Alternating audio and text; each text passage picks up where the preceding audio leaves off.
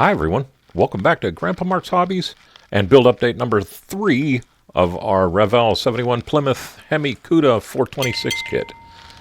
This will be the last update because this baby is almost done. And I'll tell you what, I might be sad when it's finished. I'm having a blast with this kit. Let me get the guys out of the way. They all came over on New Year's Eve just to get to where we're ready to put things together. This kit might end up being finished on New Year's Day. So look, even Daisy wanted to get into the car here. Rob came over and he's doing burgers and dogs, corn on the cob, and everything for the New Year's Eve party. And we're having a blast.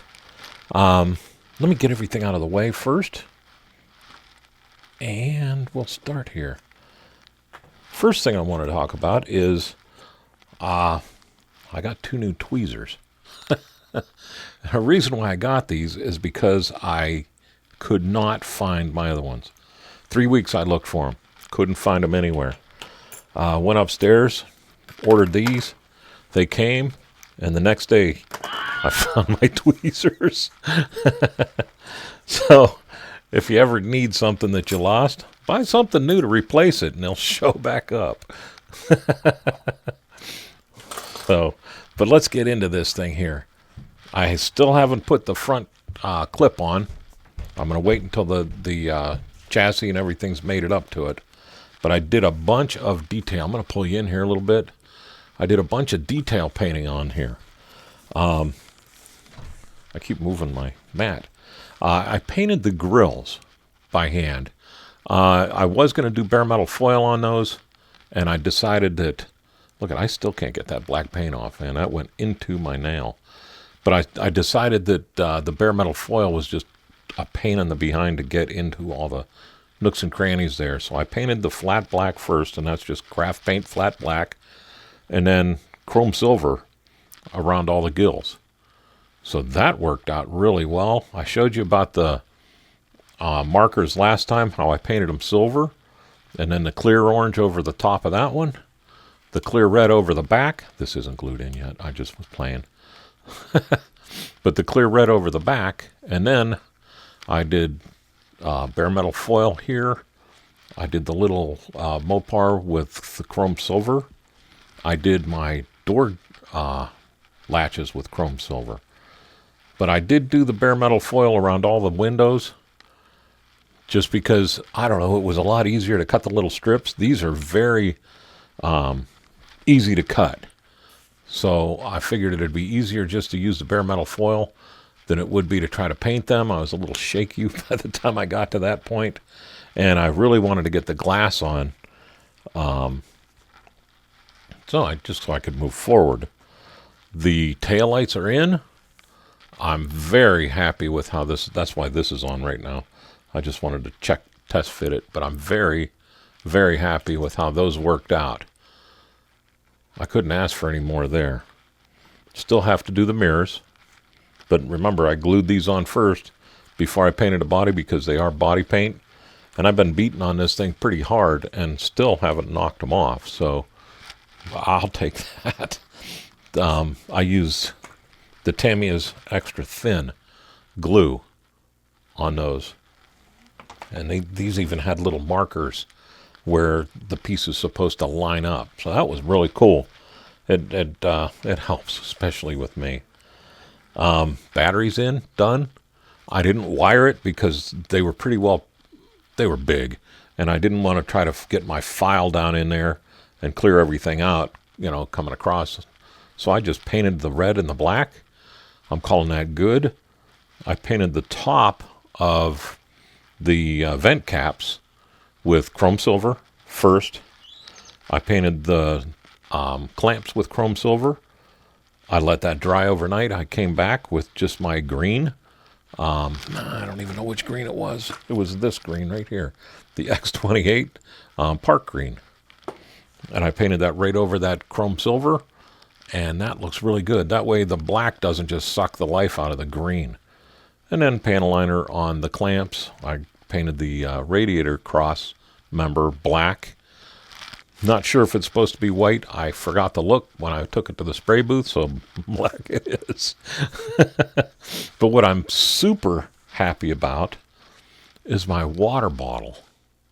I've been trying for a long time to try to make that look clear on a plastic water bottle, and I just haven't succeeded.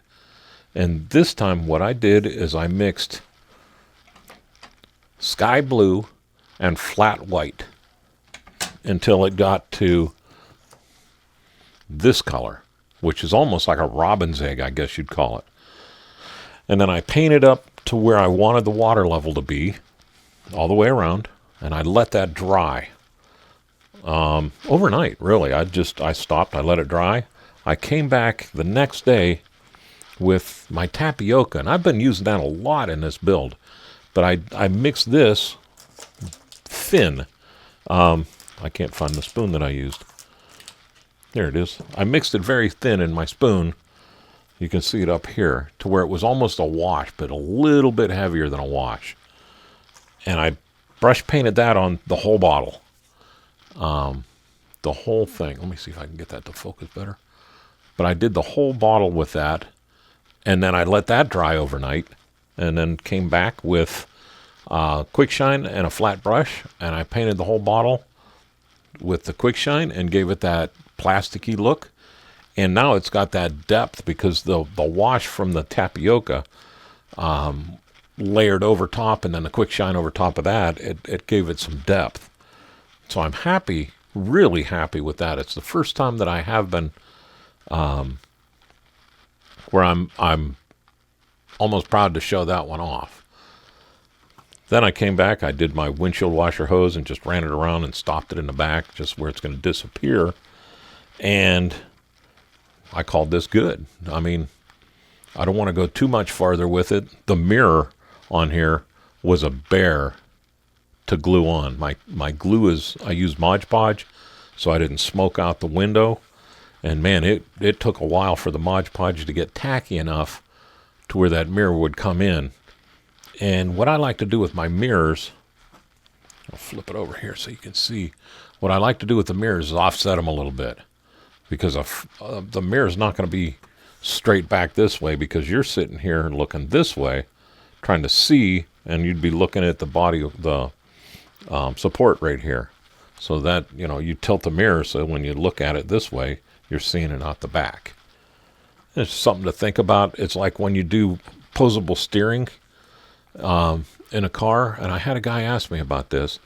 If the wheels are turned out this way so you can see them better, you want to make sure that you turn your steering wheel that way when you glue it up, or else it'll show up.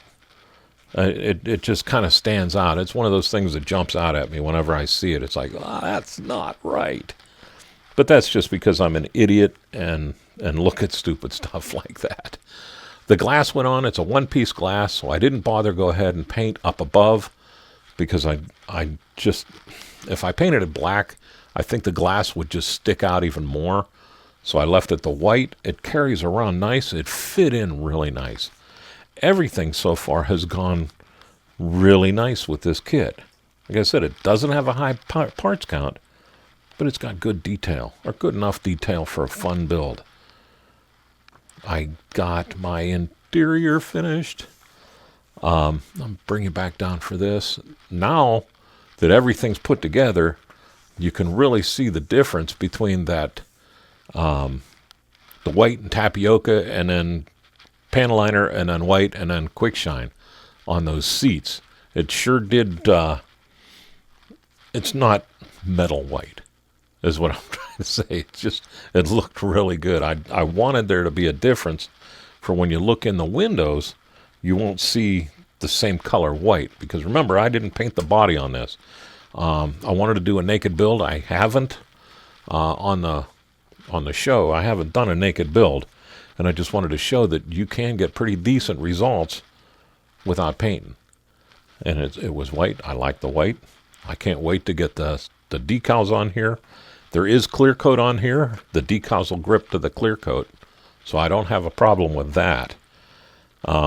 I don't know if they would grip really, really well to just the bare plastic, but I know they grip very well to that clear coat that I use. Anyhow, shiny objects. Let's get back to this. The stick shift, I painted wood grain with, first I painted it the chrome, and I used my good stuff. I'm talking a lot about this, but I really like it. This good stuff brushable chrome metal.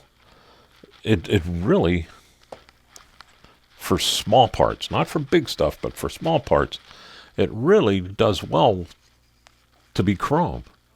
So I did the ring around the bottom of the stick shift with it. I did the whole stick shift basically, and I know it was already chromed, but I had to snip off some things and get rid of the panel lines. So I destroyed that chrome, so I had to go ahead and re-chrome it. And then I painted that with my NATO brown. I painted it first with black. I'm sorry, the grip. I painted it with black first, and then NATO brown, and then clear orange to give it that wood grain. And I wish I could give you a better angle here to get the light on it, because it does look wood grain. The interior, the dash came out great.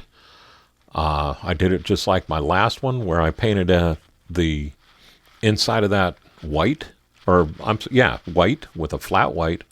Then I hit it with panel liner just to darken everything up and make all the letters show. And then did the rings on the outside with my gel pen, because I know I'm not going to touch it again. And then I put a whole goober full of Mod Podge on each one of those. I almost filled it up to the top and let it sit. So that's just one coat of Mod Podge, and it gave it pretty good glass appearance. I do want to get some resin and try the UV resin. Bruce over at Bruce's Eclectic World was talking about that the other night, and I really want to give that a try, because I think that'll, once you hit it, it's done and you know what you got. So remember, my steering wheel was flat black, and that's just one shot of quick shine over that flat black. Did that really well. The doors, there's not a whole lot of details in here, so I just did what I could to give it a little bit of life, and the tapioca and the washes and things like that. That's going to look really, really good inside.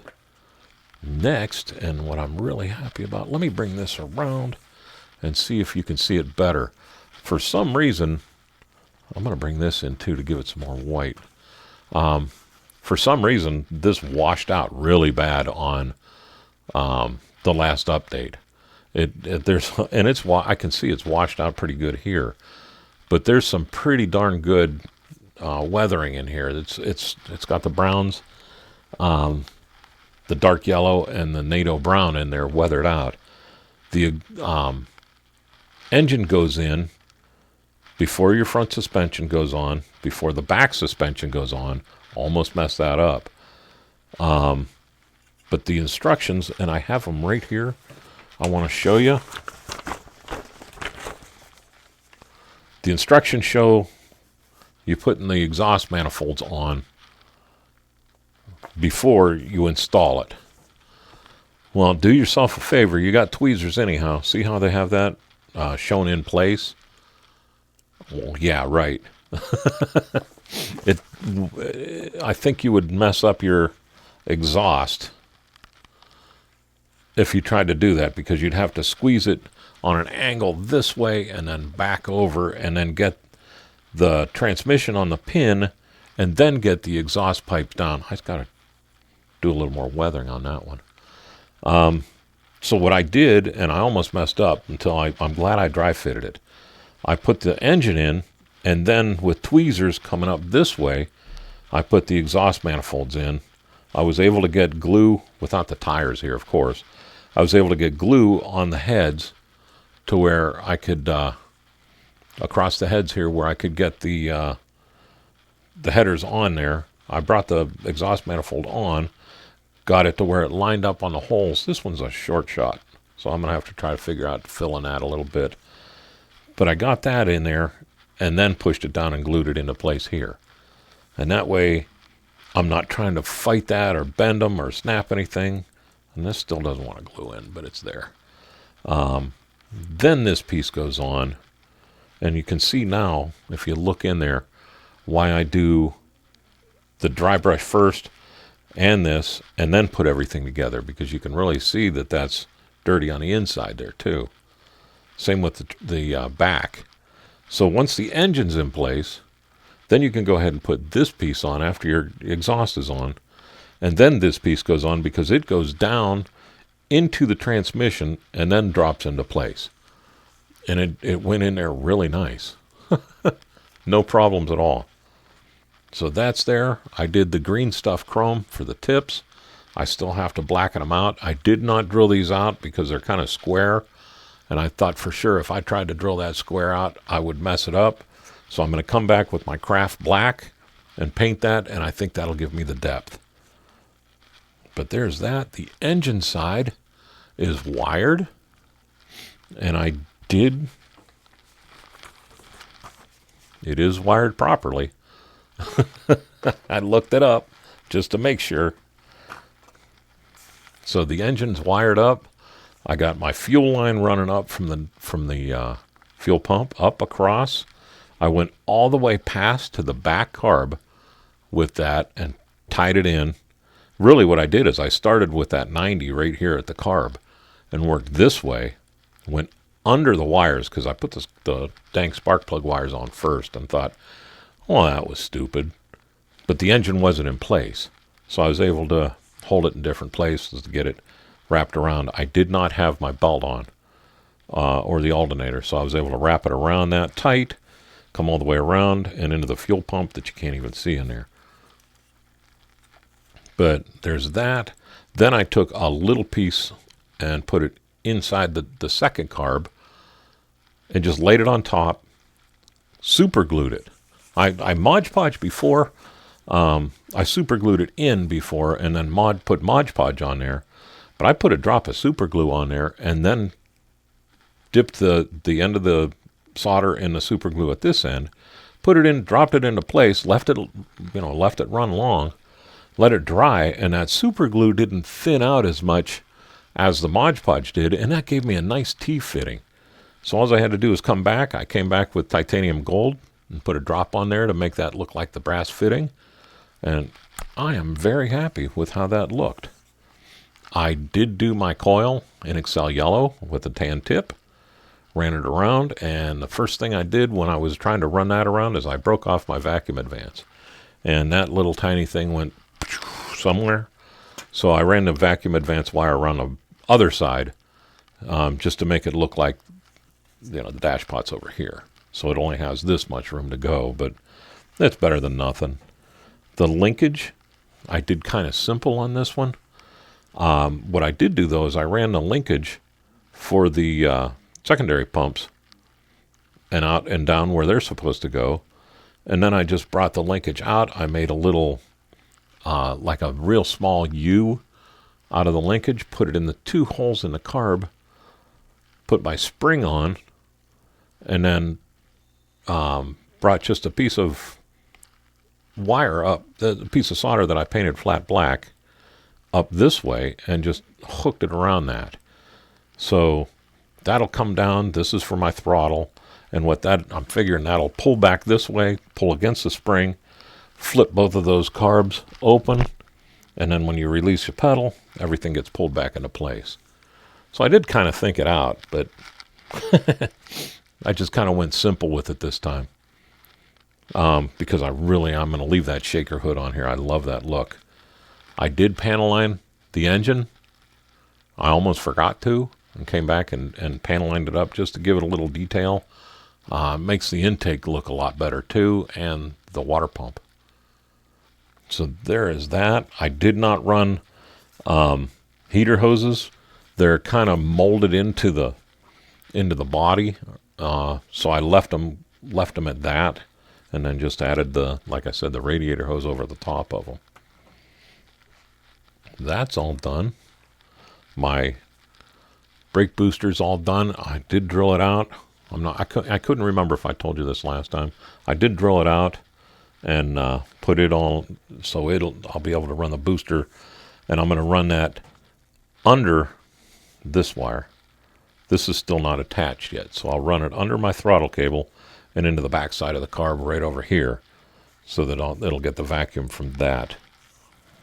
The tires got their valve stems, and with those, I don't know if you can see that one. It's in there. There it is, right there. But with that, all I did was took some of my 0.3 millimeter solder, and again, painted it just flat black, just the accent color black, and that accent black really painted that up nice. I doubt I'll be using rubber black for vacuum lines or anything like that again, because that just really painted nice and grips very well to the solder, and then when you bend it, it doesn't flake or anything. Just like the Tamiya doesn't flake either, but it painted smoother, so it went a lot quicker. And I completely lost my train of thought on that, but that's what I used. Just the 0.3 millimeter. I use that for everything. I drilled the holes on an angle this way, just where I could get the drill bit in without hitting the hub. So I drilled it on an angle, and then all the way through. Then I where'd that go? There it is.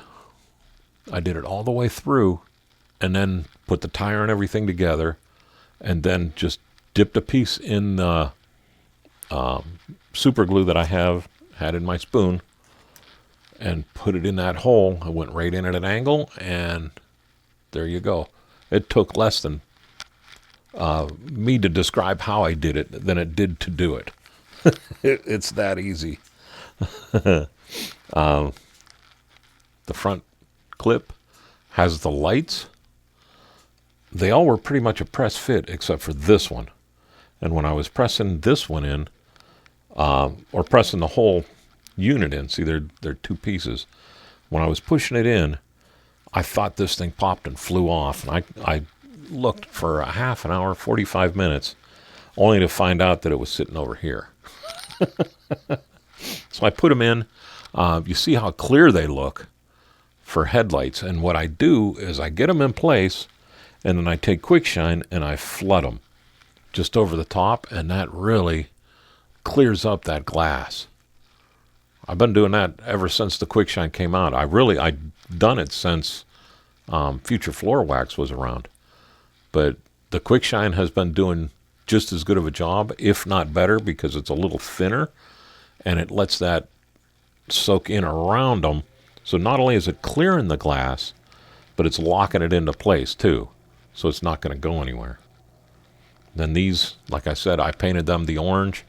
When they're sitting down and you're looking at them that way, they're not going to be as, wow, that's orange, as it is, because I didn't paint the three lines. I just painted around it. So when it's sitting down this way, you're actually seeing the reflection off the three lines instead of just a bunch of orange. So, and then that just says, yep, those are turning signals. But we got that.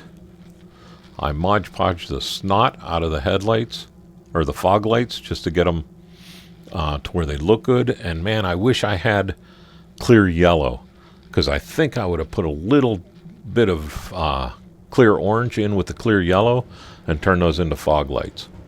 That would have looked cool. But I didn't have it, so I went on from there. Where I snipped it off, it's pretty hard to see, but I used the green stuff in there just to fill it in. It covered well. It's not perfect, but it's better than stripping the whole thing and trying to re-chrome it and then handle it and all that. And you're not going to see that on the bottom no matter what. So somebody's home. The dogs are happy. Shaker hood's ready, and it fits on here nice. I was wondering what this was for when I was putting it together, not thinking that goes over top of the distributor cap.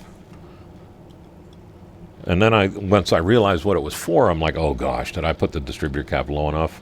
But yeah, I did. It fits on there just barely, but it fits on there, and I didn't even have to bend my wires out.